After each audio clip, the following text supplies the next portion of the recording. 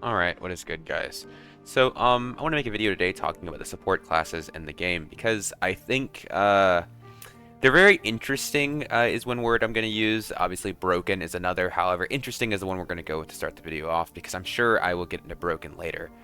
The classes I'm going to be talking about primarily are Bard and Cleric. However, Druid is an honorable mention. I think Druid definitely plays into this, exactly what I want to talk about, because I'm not just going to, like, go over them, explain them. I'm going to talk about kind of, like, their role in the game. Some of the things I think are a little bit ridiculous. Some of the things I think aren't, quite as good as they should be. So, Bard, to start off with, you see here, like, on the front of the screen, I mean, Bard is... I think Bard is a great example because so this class, at its core, I mean, a lot of these classes are designed around Dungeons and Dragons, right? I never played Dungeons and Dragons, so I don't really know what these classes are in that game, so I can't really talk that much about this. However, I know what they are in this game, and that is what I can talk about and what I will be talking about. So, Bard, it's supposed to be the class that, their whole thing is they have all these buffs and they play all this music that's supposed to buff your teammates, debuff the enemy, give you utility, all of these things. Like, you have like Tranquility and Chorale of Clarity and Chaotic Discord. All of these interesting, unique songs that change the way the game is played. So, why is it that, obviously, oh, here he goes, but why is it that, while the song that is based around, the class that is based around songs that spins, I feel like in theory, most of the class should be involved of playing your songs, right? However, that's not really what it is. I mean, because like let's take a look at the normal songs that are run. This right here is kind of like a normal spell wheel. You have your guaranteed 5. You have Rousing Rhythms, Beats of Alacrity, Aria of Alacrity, Ballad of Courage, Shriek of Weakness, Harmonic Shield. I said 5. It's 6 really. These are the guaranteed 6, and then Allegro and Accelerando. Once you get slightly better gear, these are songs. These 8 songs you will always run. There is no room for debate under anything. These are always going to be used. Every single game. Your last 2 are, I say, optional. You can run things like Chorale of Clarity here if you have casters, which is really, really good. The rest of these are kind of like, they're whatever, right? Unchained if you're trying to open doors and stuff. Piercing Shrill and Den of Darkness are really, really good at detecting either invis characters or killing rats, literally, like Druid rats. Banshee's Howl is just generally solid. You lose 3 all on the enemy team. Really, really good. Song of Silence, good into casters. Peacemaking, good with casters. Limits of Langueur, just generally a solid song. Not super useful in team modes much anymore, but in solo is pretty decent. Chaotic Discord, completely useless. Tranquility, completely useless. And Song of Shadow, while it is decent, it's with the nerfs, it's really not like usable anymore. And it's kind of just boring to use, right? Because you just pop it, you sit in one spot. So generally, your last 2 slots are really just going to be dependent on whatever your team is. And I'm not really going to go over those that much. I'm going to primarily go over these 8 songs here, which, like I said, are like kind of the de facto Bard songs that are always run. You find any random Bard player that's running 10 song in a high geared lobby, or just that's a good player, they are going to be running these songs. And like I said, there just isn't really room for debate there. Now, getting into why these songs are the ones I want to talk about in particular. So if you look at some of them, let's say these 5 here, right? Like, let's just move this over here for now. These 5 songs here. Rousing Rhythms, Beats, or Alacrity, Alacrity, Courage, Harmonic. So, what do these songs all have in common? Well, one, they're buffs, right? I mean, obviously. The other being they all have incredibly long durations. You see, these are 120 seconds. All 3 of these are 240 seconds. So, and this is scaled with like either buff duration or persuasiveness or, whatever else it scales with. So, the 5 main songs you have, the 5 main buffs outside of these last 2, Allegro and Accelerando, because I'll get into these after, they, for the most part, don't really require much, like, active playing. You start off, you play these 5 songs, and then you kind of just forget about them for what? Like, about 1.5 to 2 minutes. You don't really have to do much. And these right here, once again, I mean, you will probably, like, if you're playing these, you usually play these again just to re-up them, keep them on the same cycle, so you don't have to, like, play these, and then a minute later play these, and then play these, and, back and forth. It's just easier to keep them all together.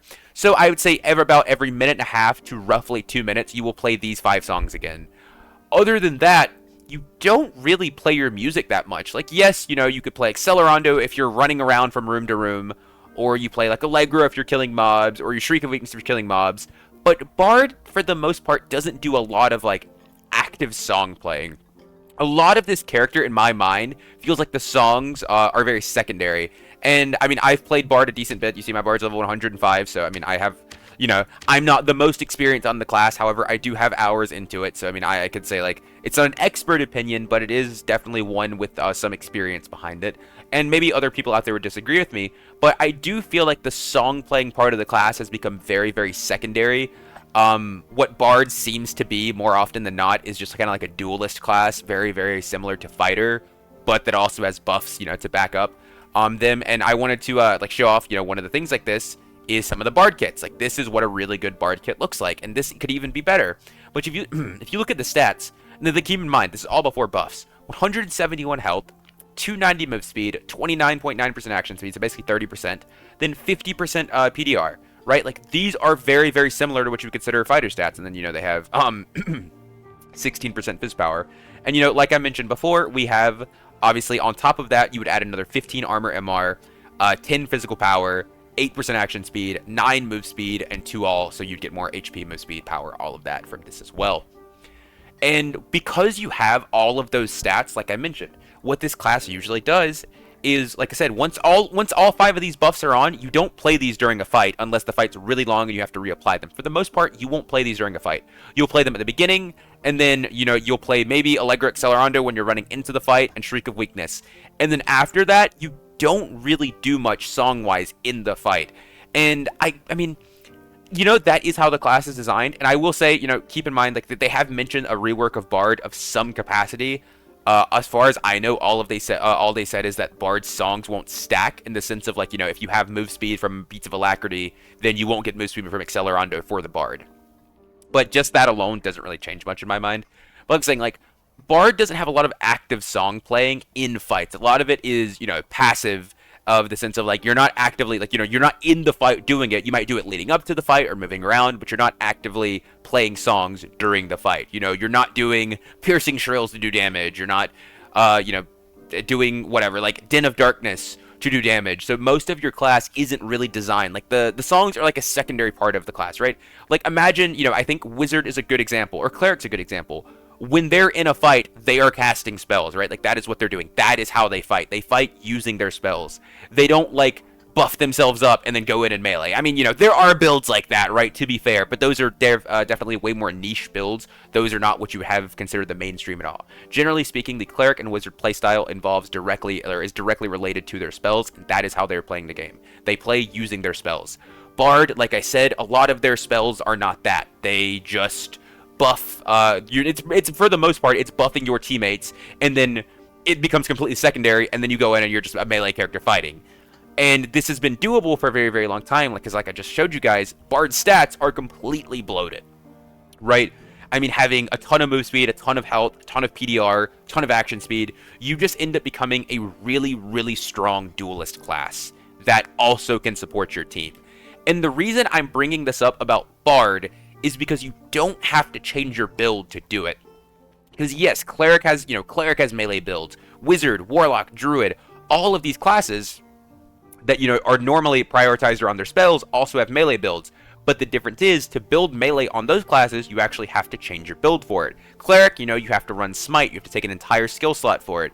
Wizard, Warlock, you have to build entirely different for it. You have to build a lot more HP, Dexterity if you want to go like Blow of Corruption, or Ignite for Wizard, Staff Mastery. And then Druid, you build full Strength, full Agi, whatever. You have to change your entire build around those specific, I guess you would call archetypes, for how you want to play. Bard doesn't do that, because Bard has very, very little invested into their actual songs. Other than building Dexterity for song playing speed, which you would already do for action speed to begin with, and the memory capacity required to actually play them, like I said, you don't actually invest that much, which really, to me, and once again, like I said, I could be wrong on this. Maybe this is my own, my own look on this, and people feel differently. Bard's songs are kind of like an afterthought for how the class is designed. And I would really, really like to see this class be changed to be less of, like that frontline meleeing, almost fighter type class, to something that is more Bard-like, to more you're actively playing songs throughout the fight. Like in the beginning, whether you're playing short-term strong debuffs or very short-term strong buffs, because that's the thing. Like, even you could say, like, oh, you have Allegro and Accelerando. These are still 8 seconds, right? 8 seconds is a very, very long time. And the thing is, it's not worth it to sit here, like, Oh, you're not like, okay, I play Allegro. All right, now play it again. Now play it again. Because you play it, and then it takes like a good 3 seconds to actually ramp up to the full potential. And after you do that, like I said, you're not really doing anything. You just kind of pull out your rapier and your buckler, and you go in and start swinging. And that's the class. I would much more like to see, like I said, the class that you're weaving in your instruments, you're swapping different songs constantly. And I know, there's a limit to how many you could do because there's only 10 possible songs. But I just think it would be way better. And the thing is, they could even make like some like different like type of spells or spell like selection specifically for Bard. Like imagine instead of having like your traditional spell memory like you do here, instead you had 5 spells. And each of them were tied to the specific instrument. So, like, let's say your drum. Whenever you pulled out your drum, you could select your spell memory, and you had 5 drum spells. You pull out your lyre, 5 lyre spells, lute spells, and and so on and so forth. And obviously, I know this is like trying to ask them to create entirely new systems for it, but I do just think that would be way more cool than the Bard class we have now. Because, like I said, at the end of the day, while I think Bard is an interesting class, and I think it's a relatively cool design, what it ends up being just isn't that valuable. And one problem I think with, Bard, and, this is completely, like, secondary to how, like the balance and everything, I mean, kind of, but one problem with this class is, like, if you, like, let's say, look at the perks you have for it, right? You have Rapier Mastery, which is just a fighting perk. You have War Song, once again, effectively just a fighting perk. Superior Dexterity, which allows you to swap between instruments, which to be fair is relatively like, close to your song playing abilities. And then you have Charismatic Performance, which is actually a perk that actively changes how you play. I think Charismatic Performance is such a good example of what a perk should be, because Charismatic Performance has a very large and very real change on how your game is actually played. If you had to play the game without Charismatic Performance, that literally would extend the duration of almost every single song by, 20% minimum? 20-25% on every single song would have to take longer. Like, this actually changes it. You have to learn which notes to skip on which songs to still maintain your perfect performance. And like I said, I just think that's cool. But anyways, getting on from that. So one problem with the Bard music is going to come along with their skills. I know a lot of people like meme on Bard because, you have 2 of the worst skills in the game with Party Maker and Encore. One of these removes Drunkenness, which isn't even like an effect that people have to deal with. And if you get hit by like a Haze Blade or something, it's like, who cares, right? Like what does this do for you? Nothing. Encore, this allows you to play it as maximum speed. This plays worse than like if you played it yourself, skipping notes with Charismatic. So both of these are completely memes. And you have Dissonance. And to be fair, Dissonance is actually pretty good. I enjoy this spell. I run an arena a lot. I do think Dissonance is very good. However, it's not better than 5 songs.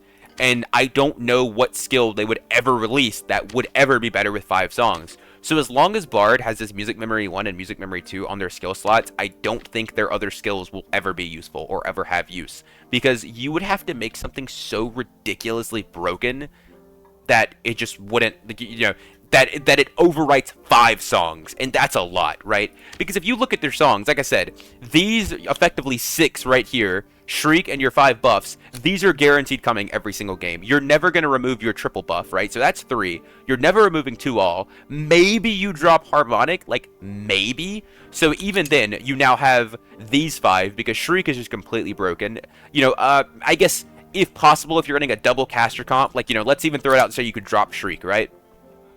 You're not dropping Accelerando because this one's just too good. This has just pretty much all multi-purpose for moving around, for running in fights, running away, all good. So you have these 5. So now you have to give up Shriek, Harmonic, Allegro, anything else you might want like Chorale, Piercing Shrill, Banshee's Howl. You'd have to give up something else here that's incredibly good. And like even right now with just like these 3 songs, like you cannot tell me that in any world any of these skills would be better, right? It's just not going to happen. So I do think at the end of the day, this class really just kind of needs to be redesigned. I don't think it functions correctly, or I don't think it functions how it is right now. That's not true. I think it functions incredibly well, but I don't think the way it functions is how it should. I don't think the design is good with this class. I think it just kind of leads to, I think it just kind of leads to a playstyle that isn't very Bard-like. It's more like, I am a fighter that also can play songs and buff my team, right? It's just not really good, in my opinion. So, moving on, we have Cleric, and I promise this is probably going to be like, Bard is probably going to be the class I talk about the longest here. Because Cleric, well, I don't have a build to show you here for one, so that's kind of sad. But anyways, moving on to Cleric. So, Cleric is a very interesting class. Let me remove this, just put on, like, Advanced Healer. Cleric is a very interesting class in the sense of how it works. and just how it works for the game, because it is the premier healer of the game. I mean, no one's gonna... Alright, he's built number 2, I think, right? Cool.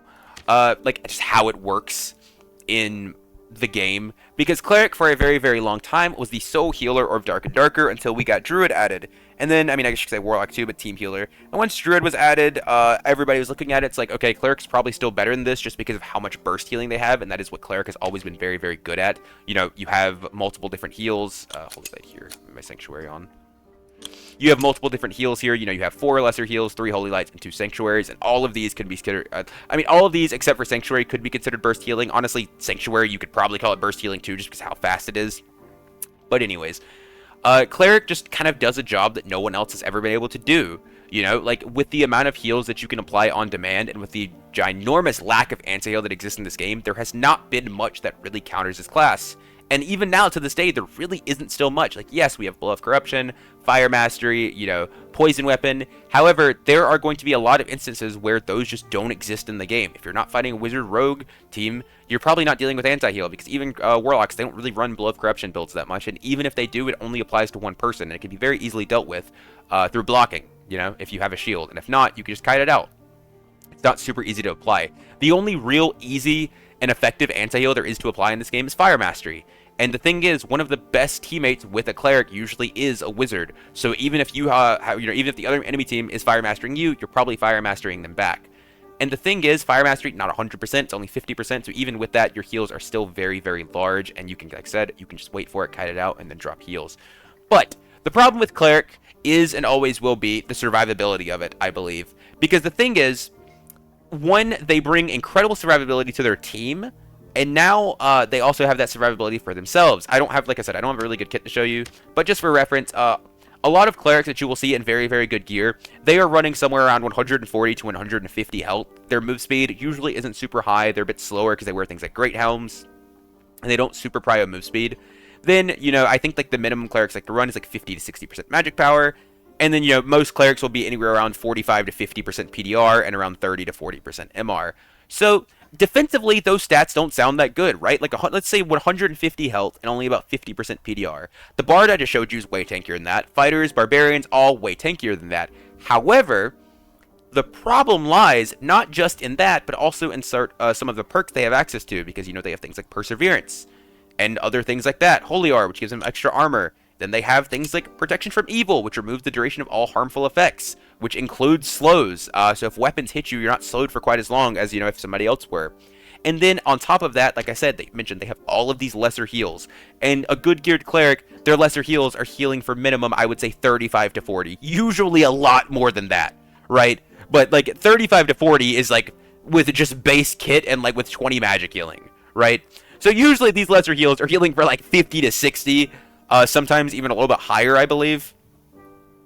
But I've had multiple instances of like where I go on a Cleric, and I've got a good kit on, right? Like I've got like 20% Fizz power, I'm full true, you know, legendary arming sword, the whole works. And I hit the Cleric, and they literally just sit there and they just cast lesser heals on themselves. And I have no hope to kill them. I know it happened in a video where I was playing with Chulo a few weeks back, where we go on a Cleric, and he's literally, it takes like 7 hits to kill him, with both of us hitting him, because he's just popping lesser heals in between. And between the combination of Perseverance, his own PDR, and his lesser heals, he's just regenerating so much health at such a rapid pace. So then the issue becomes, Cleric is just way too hard to kill, so you don't really focus them, because the problem is, if you go on the Cleric and you can't kill him, you know, in like a team setting, obviously is what I'm talking about here, if you go on the Cleric and you can't kill him, then you are in a spot where his teammates are just either freely playing the game, or, you know, they're just going to kill you, right? Like, they're either doing something else, or they're just going to kill you to get you off the Cleric. And if you turn off the Cleric, then the Cleric no longer has to care about healing himself, and heals his teammate that you're fighting, so you're at a disadvantage. And then for, like I said, a very, very long time, the meta has been mostly buff ball, and one of the really big issues with these buff ball comps is Cleric. It's because you can just kind of really run in, take as much damage as you want, and the Cleric just keeps you alive through it. You don't really have to, you know, think or even play correctly for that matter. You just have to run at people as much as you can and hope your Cleric hits the heal on your back. And if they do, chances are you're probably going to be fine. And a lot of people I know, like in my comments on my recent video, talking about how like the patch was like horrible and Cleric buffs are like, oh, well, it was just a revert. Yes, it was a revert. However, I mean, obviously, okay, if you nerf something and then you change back what it was, that's a buff. You can call it a revert, but it's also a buff. The thing is, Cleric didn't need to be reverted. It was still ridiculously strong. And I know people like solos are like, well, Cleric didn't get played. I promise you, one extra lesser and one extra sank is not going to make it more played in solos. It's just not. Like, yeah, it helps it a little bit. That's not the issue. Its heals have never been the issue for why it's bad in solos. It's because it's a low mobility class, and you don't have that much offensive potential outside of like Holy Strike's Judgment, which also got nerfed, and then or you play a Smite build, which is generally slow. Other than that, though, like I said, Cleric was still incredibly good with 3 lesser heals and 1 sanctuary. And the thing is, I think the lesser heal change is, while big, not nearly as large as the sanctuary change. So the reason this is insanely bad for the game is because if you ever fight a Cleric team, like let's say they're going to push on you, right? Because, you know, we did get a nerf to overhealing, which is one of the perks I'm going to be talking about here in, you know, addition with these sanctuary changes. One of the things about Sanctuary that made it so annoying to deal with is you could take a little bit of poke and, you know, let's say, okay, we're going to send here, and you just pop a Sanctuary on a door, you full heal yourself, you full heal your team, and you give them the full overhealing shield, and then you run in, and then after that, you still have one more Sanctuary to heal your team with during the fight. Sanctuary is kind of just like the panic button where you cast it, and all of a sudden, if as long as your teams are near, or teammates are near you, they just go to full health. You will see Clerics do this all the time. They'll throw a Holy Light, miss. Throw a Lesser Heal, miss. Throw a Lesser Heal, miss. And they'll pop a Sanctuary and their team's back to full HP. And like I said, this is something that is incredibly common. It happens very, very often. I actually had a fight literally the day before the patch where I was fighting a Kuma's Claw Life After Death team, where if the patch had been live, we would have lost. Because there was a moment where we did a lot of damage to them. They popped their 1 Sank they had to full heal the whole team. Then they pushed. Gavin, which was playing Wizard, did a ton of damage. They backed off around a corner, and if they had that Sanctuary, they would have full healed there, and we would have lost the fight because I had already died. Our Bard was low, but they didn't. But like I said, but they didn't. They didn't have the extra Sank. They were out because they already used their 1. And so the thing is, it's like, listen, if you want to give them 2 Sanks, because I have never been somebody. Okay, I've always said I think Sank needs 1 charge, but beside that, I've never been like super, into, cut their spell charges, take their spell charges away. I think what you should do is, instead of taking spell charges away, just reduce the amount of healing they do. You could cut all of Cleric's heals by about 30%, and the class would still be insane. It would still be incredibly good. And so at the end of the day, the problem with Cleric just comes down to, it is just too much reward, and there's no risk involved. Like, this class pretty much removes all of the risk that is currently in the game. So one other really big thing that I want to talk about is, currently, I actually can't see this. So currently, with the randomized dungeons and crypts, an issue that has become very, very prevalent for a lot of players is if your teammate dies, you gotta find a res. And now, used to could be like, I know where, I know where the reses are. I have them memorized. Res over here. I'm gonna run there, res them here. Not the case anymore. You don't know where they are. If you see the room that has one in it, like, okay, cool, this room has a res, I'll go there. But other than that, unless you've already discovered one, you don't know where they are. So you just have to try to grab all of your teammates' stuff and run around until you find a res. And more often than not, what you're either going to do is, if you get lucky, you find one, and if you don't, you run into another team, or you have to run away, or sometimes you die, right? And even if you get your teammate res, regardless of how long it may take, because I've had instances where it's taken me, literally 3 minutes to find a res, by the time you get back, maybe the people you fought, maybe their gear is completely gone because you had to go res your teammate. Cleric negates all that. You just have res as a spell, right? Which is, that's obviously an upside for Cleric. The res system is bad, but I want to talk about that in a separate video.